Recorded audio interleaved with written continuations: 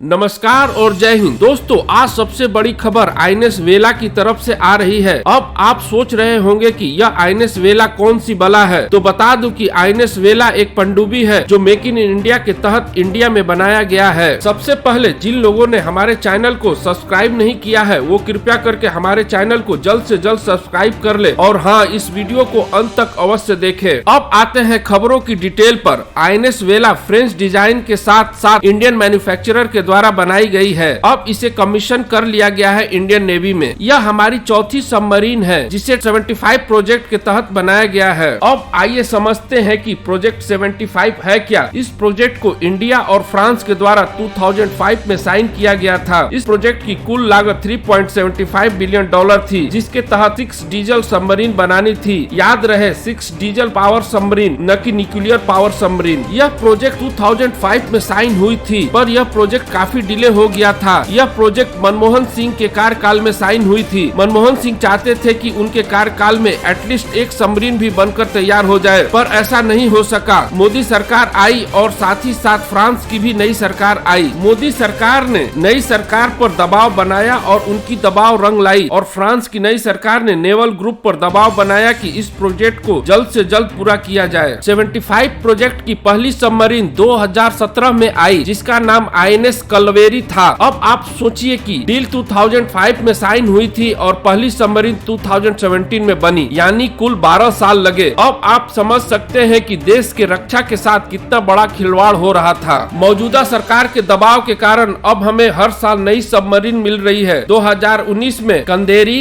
2021 में आईएनएस करंज और अब 2021 में वेला। 2 और सबमरीन मिलनी बाकी है। उम्मीद की जा रही है कि 2 सबमरीन 2022 और 23 में बनकर तैयार हो जाएगी। 2 और सबमरीन मिलने के बाद प्रोजेक्ट 75 कंप्लीट हो जाएगा। अब हम सबमरीन बेड़े की बात करें तो अभी हमारे पास कुल 16 सबमरीन है। खैर, देर आए दुरुस्त आए। सालों के बाद अभी 6 और सबमरीन आनी बाकी हैं, तो हमारी नेवी के सबमरीनों की कुल संख्या 22 हो जाएगी। अगर चाइना की तुलना करें तो चाइना के पास टोटल 78 सबमरीन है। तो आप सोच सकते हैं कि हम चाइना से कितने पीछे हैं। हुआ दरअसल ये कि हम 2005 से 2015 तक सो गए थे और उसी बीच चाइना ने तेजी से सबमरीनों की संख्या को बढ़ाया और हमारी पिछली सरकार ने चाइना के सबमरीनों की संख्या की गिनती जारी रखी हुई थी। अगर हमें चाइना को इंडियन ओशन में काउंटर करना है तो हमें कम से कम 40 सबमरीनों की जरूरत है, और आशा करते हैं कि वो आंकड़ा हम छू लेंगे, क्योंकि मौजूदा सरकार 2 प्रोजेक्ट को हरी झंडी देने वाली है, जिसका नाम प्रोजेक्ट 75I है और प्रोजेक्ट 75 अल्फा है, जिसके तहत 6 सबमरीन बननी है। यानी हमारे पास कुछ सालों में टोटल 35 से 36 सबमरीन हो जाएंगे। तब हम चाइना को ठीक ठाक टक्कर दे सकेंगे। यहाँ पर मैं पाकिस्तान की तुलना नहीं कर रहा हूँ। आप समझ सकते हैं क्यों।